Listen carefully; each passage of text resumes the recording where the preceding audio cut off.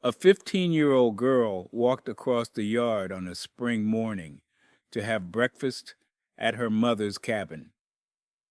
Sheila Sharp had spent the night next door at Cabin 27, sleeping over at a friend's place, the kind of thing you do when you are 15, and the cabin next door is 20 steps away, and your mother said it was fine. She crossed the yard in the morning light, opened the front door of Cabin 28, and stepped into something that no human being should ever have to see. Her mother was dead. Her brother was dead. Her brother's friend was dead. And her 12-year-old sister Tina was gone. Not dead in the cabin, not hiding, just gone as if someone had taken her and walked out into the dark Sierra Nevada forest with her in the night. I am going to tell you about the scene inside that cabin, and then I am going to tell you what the scene says. Because what it says is more important than what it shows. And what it says is that the person who did this knew the house. But first, Sue, because in every retelling of this case, she is the mother or the victim or the woman in Cabin 28. And she was more than that. She was 36 years old, recently divorced, raising 5 children on her own in a mountain town where the options were limited and the winters were long.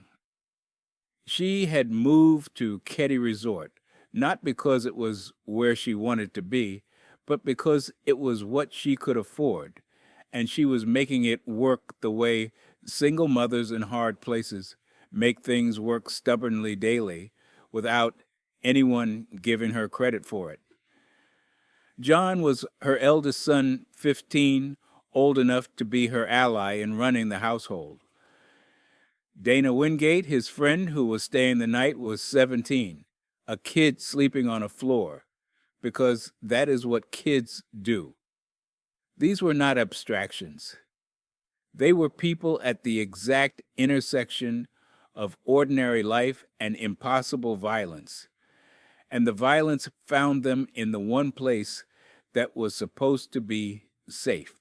Keddie Resort was not a resort in any glamorous sense.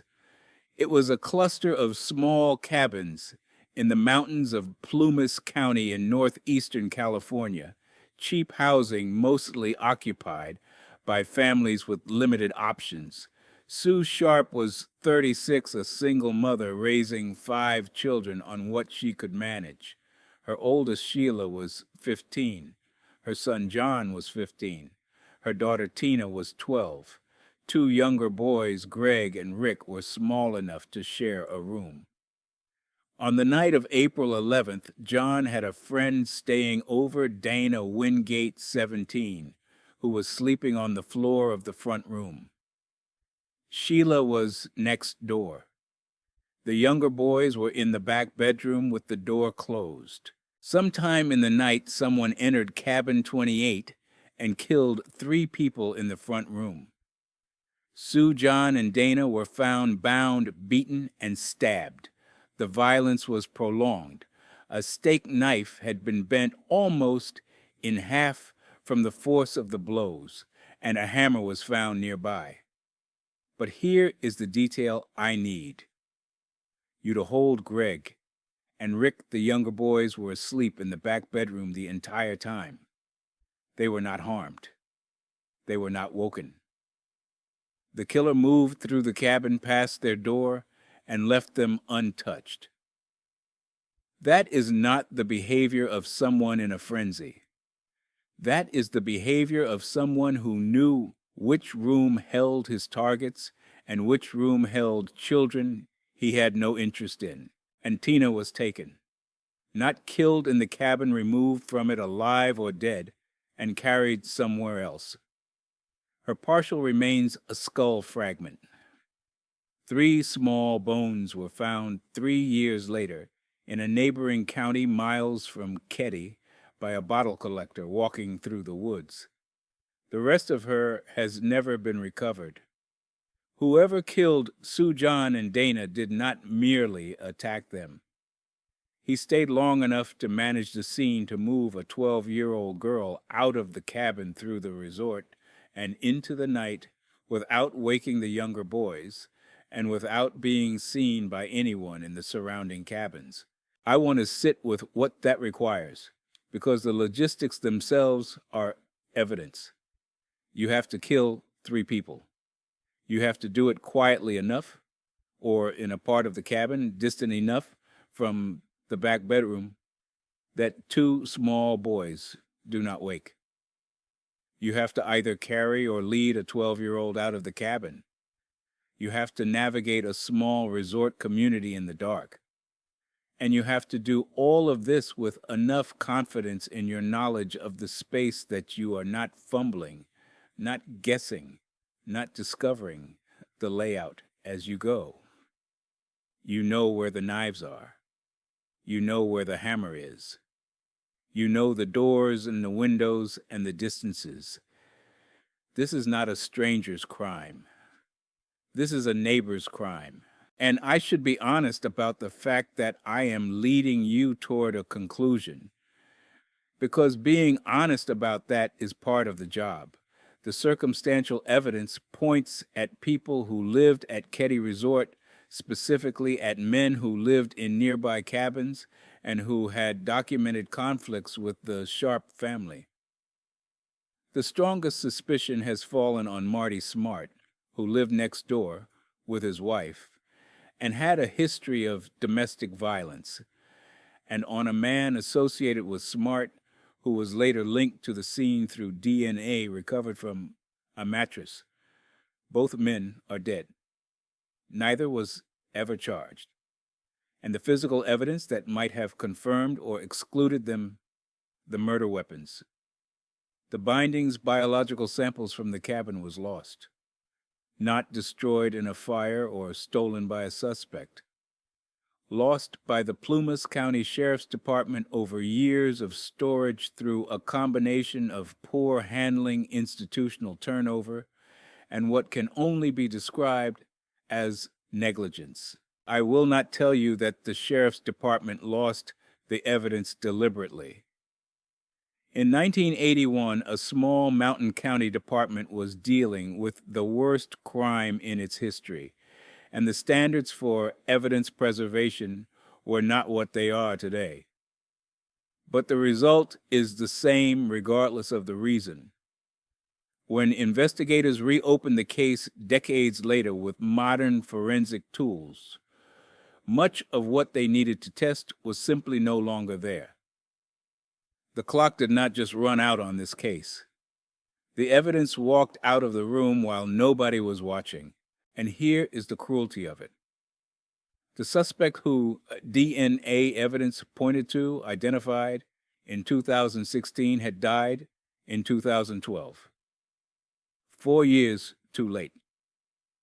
The man who may have killed Sue Sharp and her son and his friend, who may have taken Tina into the forest, who may have walked back to his own cabin 20 steps away and closed his door and gone to sleep, that man lived for decades after the murders in the same world as the surviving children and died in his bed without ever being confronted with the question. And the surviving children, Sheila, Greg, Rick, carried this for the rest of their lives. Sheila was the one who opened the door that morning. She was 15. That image, whatever she saw, when she stepped into the front room of Cabin 28, she has carried for more than 40 years. Greg and Rick slept through it, which sounds like mercy until you realize what it actually means. They were in the cabin while their mother was being killed, separated by a wall and a closed door, and they did not know. They woke up in the morning, and their family was gone. I have covered cases where the violence is worse. I have not covered a case where the geography of the violence, the closeness, the thinness of the wall. The 20 steps between the killer's cabin and the victims is more suffocating than this one. The killer knew every room. He knew where the knives were and where the children slept. He stayed long enough to clean, to arrange to take a girl and disappear her into the mountains. And if the strongest theory is right, he did not disappear himself at all. He walked 20 steps across a gravel yard, went inside his own cabin, and was home. It would be natural to hear that and think the proximity was physical. The killer knew the cabin because he lived next door. He stayed at the scene because the scene was already his neighborhood. Terrible, but contained a man, a cabin, a yard. The next case takes that proximity and makes it intimate in a way that is almost unbearable. Because the killer did not live next door. The killer lived inside the family, at the table, at the gatherings, in the phone calls. He was close enough to know which child was the most loved, close enough to use that love as the weapon, and close enough that investigating him meant tearing the family apart. And tearing the family apart is exactly what happened. A phone rang in a house in the Vosges Mountains, in the northeast of France. Michel Villemain picked it up. The voice on the other end was disguised, muffled, altered, but familiar, in a way that Michel could not quite place. It was the kind of voice you almost recognize, the kind that makes you lean in and strain and still cannot name. The voice said, "I have taken my revenge." Michel's nephew, a 4-year-old boy named Gregory, had been taken from his front yard. His hands and feet bound, a woolen cap pulled down over his eyes and thrown into the Valone River. By the time they pulled him out, he was dead. And the voice on the phone, the person the family had come to call Le Corbeau, the Crow, was someone who knew them. Someone who had been circling for years. Someone who was still at that very moment inside the family. I need to tell you about the years before Gregory died, because the murder was not the beginning. It was the end of something that had been building in the dark for a long time. The Villemains were a large working-class family in the Vosges, a region of small towns, textile mills, and wooded valleys in northeastern France. Extended family, many branches, the kind of clan where everyone knows everyone's business, and old grievances ferment for generations. Jean-Marie Villemain. Gregory's father was a factory foreman. Steady work, a decent income, a pretty wife named Christine, a healthy son. By the modest standards of the family, he had done well. And someone in the family could not forgive him for it. Beginning in the early 1980s, years before Gregory's death, the Villemain household began receiving anonymous letters and phone calls. The writer called himself Le Corbeau. The letters were venomous, personal, filled with details that only someone inside the family could know, private arguments, financial details, intimate information. The phone calls came at odd hours, the voice always disguised, but always carrying the unmistakable flavor of familiarity. Le Corbeau did not threaten violence explicitly at first. He threatened humiliation, exposure, ruin. He wanted Jean-Marie to know that someone close to him hated him, and that the hatred was patient, and that it was watching. I want to pause here because this pattern, years of anonymous harassment escalating to murder, is something I have not seen in any other case in this series, and it changes the nature of the crime entirely. This was not an impulsive killing. It was not a robbery gone wrong or a stranger's random cruelty. This was a long, deliberate campaign of psychological warfare waged by someone inside the victim's own family against a child who was chosen specifically because he was the thing Jean-Marie loved most. The murder of Gregory Villemain was not an act of violence. It was an act of revenge spoken aloud by the killer himself in real time on the telephone to a family member as the child's body was still in the water. And I need to tell you what that does to an investigation, because the mechanics of it are almost impossibly cruel. When the killer is a stranger, you cast a wide net. You look at everyone who was nearby, everyone who had opportunity, everyone whose alibi does not hold. But when the killer is inside the family, the net is the family, and every time you pull it tighter, you are pulling it around people who are also grieving, also terrified, also broken. You cannot interrogate a cousin without the cousin's mother calling the cousin's wife, who tells the cousin's brother who stopped speaking to the uncle, who was your only witness for the timeline. The family is both the crime scene and the evidence pool and the witness list, and disturbing any part of it disturbs all of it. The Villemain investigation did not fail because the detectives were incompetent.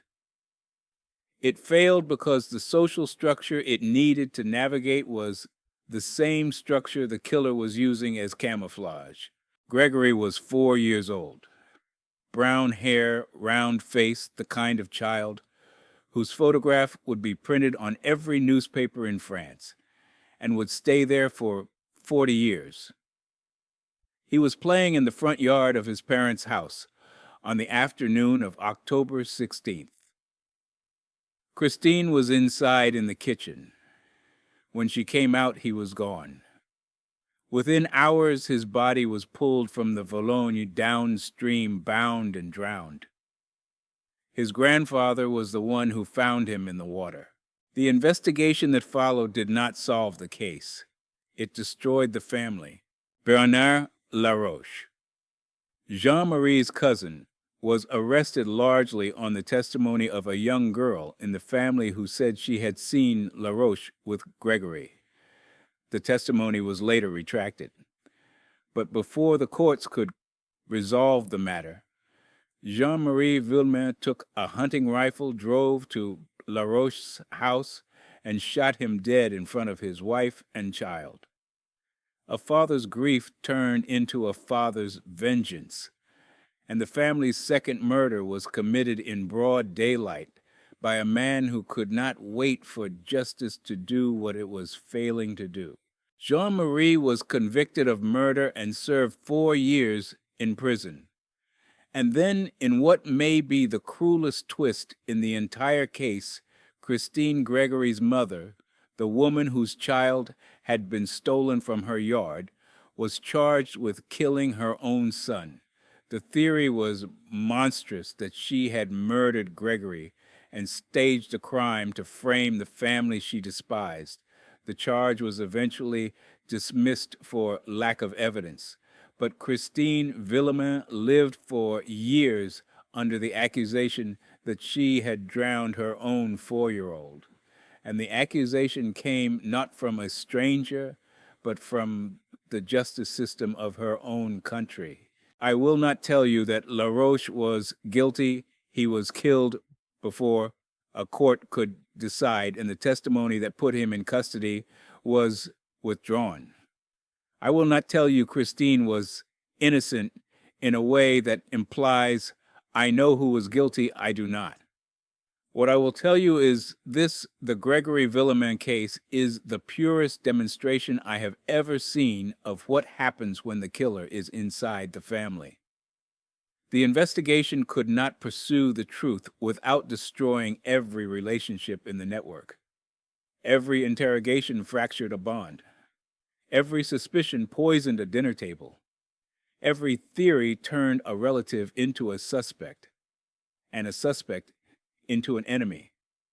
And the family, already broken by the murder of a child, was broken again and again and again by the investigation that was supposed to heal it. In 2017, DNA analysis on physical evidence stamps licked on envelopes, traces on the cord used to bind. Gregory produced partial genetic profiles. New suspects were investigated. The case is still officially open. Le Corbeau has never been identified. He may be dead. He may be alive elderly now, somewhere in the Vosges, carrying the knowledge of what he did to a 4-year-old boy, because a factory foreman's life looked a little too good from where he was standing. Le Corbeau stayed. That is the mechanism, and it is the cruelest one in this case. He did not stay at the scene, he stayed in the family. He attended the funeral, or he did not attend, and his absence was noted, and either way, he was accounted for, because he was family.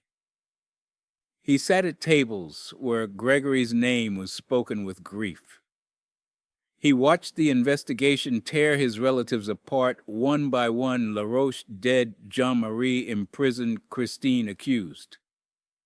And he stayed through all of it behind the disguised voice, behind the anonymous letters, behind the one word the family used for him. That was the only name he ever earned. The Crow.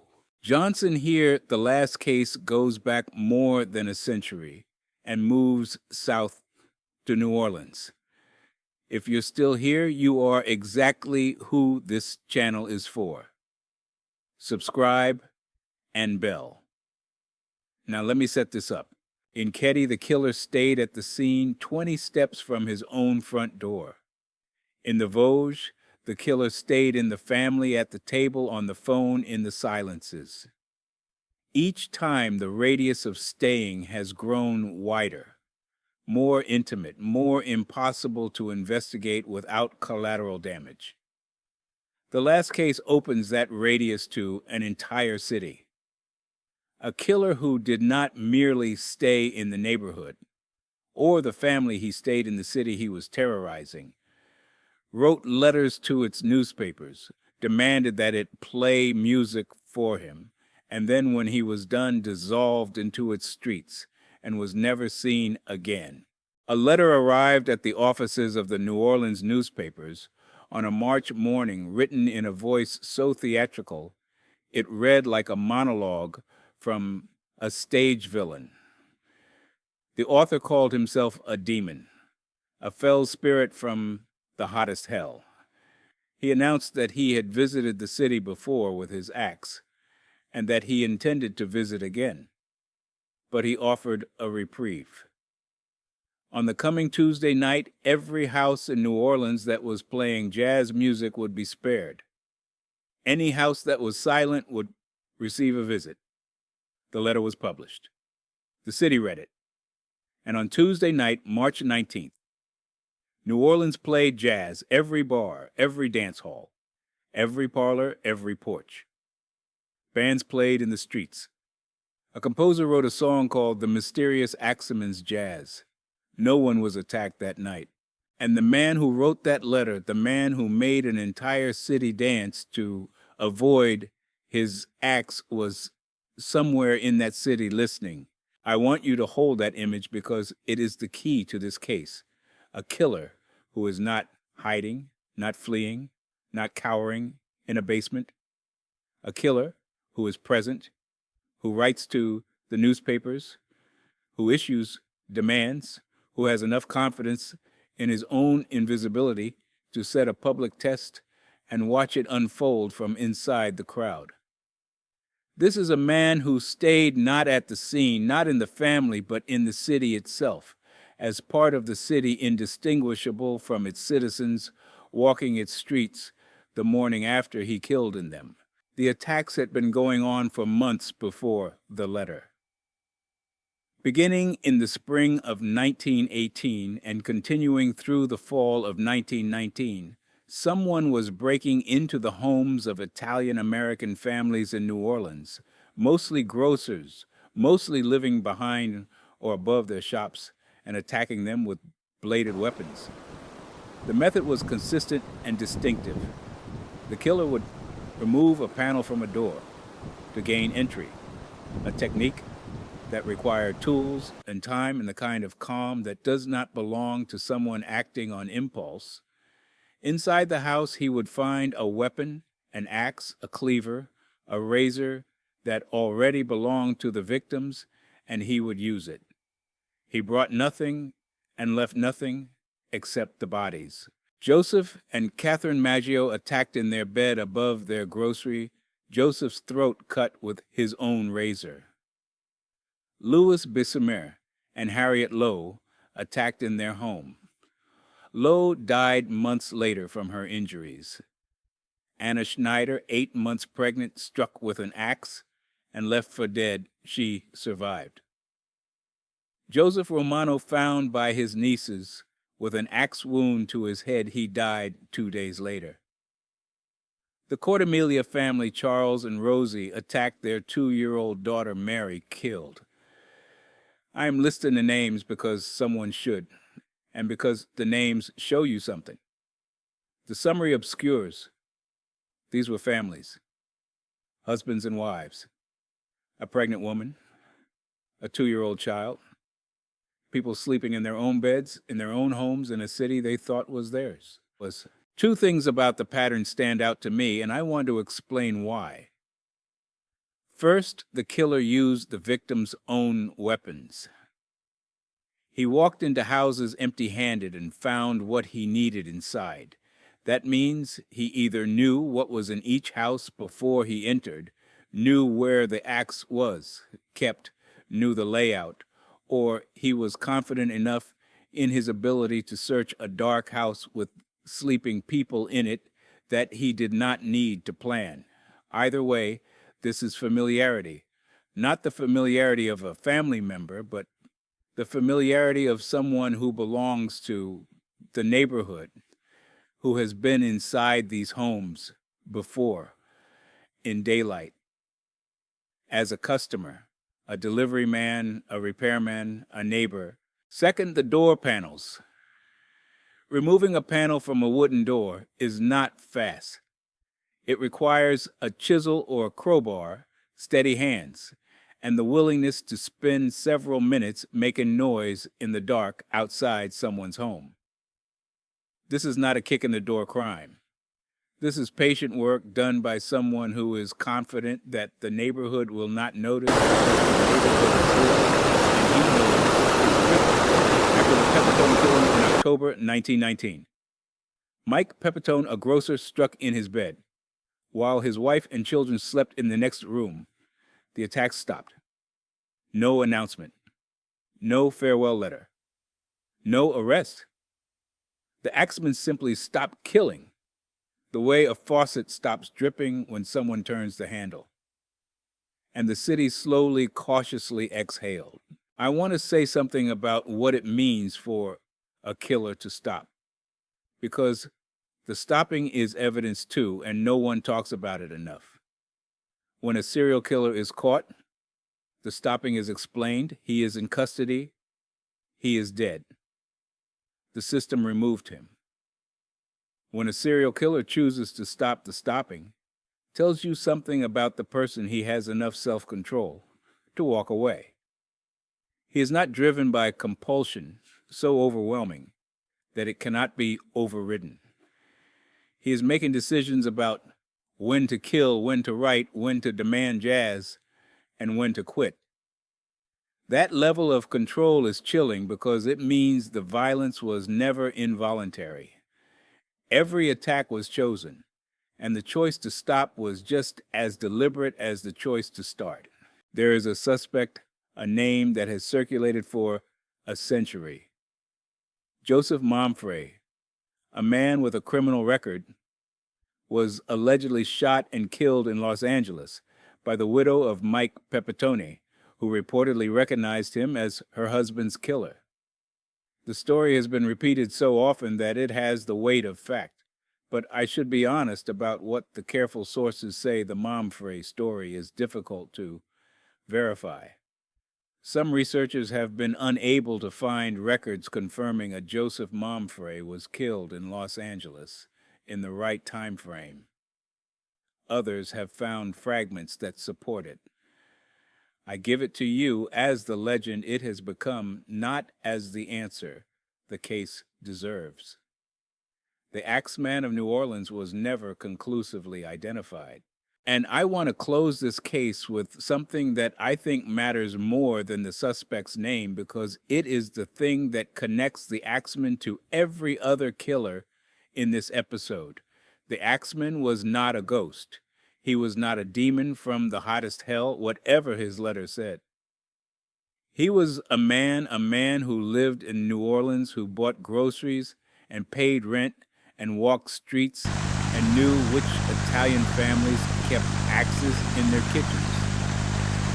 He was a neighbor, not in the sense of living next door like the Ketty suspect, but in the broader sense, he was part of the fabric of the city. He ate its food and breathed its air and listened to its music, the same music he demanded on the night he spared it. And when he was done killing, he did not leave that fabric. He folded back into it. He became once again just another man on the sidewalk, indistinguishable from the thousands of other men who had never swung an axe at a sleeping family. The city could not find him because the city was full of him, full of men who looked exactly like what he looked like when he was not killing. A cabin in the California mountains where the killer knew which room held the children and which held the targets. A family in the French Vosges where the killer's voice on the telephone was almost recognizable but never quite named. A city in Louisiana where a man with an axe demanded that the whole town play music and the town obeyed, and the man dissolved into the crowd. 3 killers who never left, and 3 investigations that could not find them precisely because they were looking for someone who had gone a fugitive, a stranger, a shadow running into the distance. The systems we build to catch killers are built on the assumption of flight. Fingerprints at the scene, tire tracks on the road, a suspect who wasn't where he said he was. But when the killer is still there, still in the cabin next door, still at the family dinner, still walking the same streets as the detectives, the system does not know how to read his presence. It reads absence. It reads departure. And the man who never departed is the one it cannot see. The hardest person to find is not the one who runs the farthest.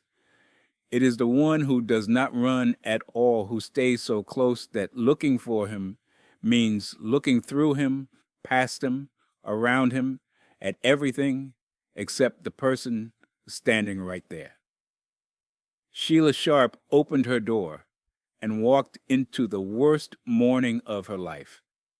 The Villemin family picked up a ringing phone and heard a voice they almost knew. New Orleans played jazz because a man they had never seen told them to. In each case, the killer was close enough to hear the grief he caused. And in each case, that closeness was the one clue nobody read. I'm Johnson. Thank you for sitting with the hard ones. I'll see you on the next.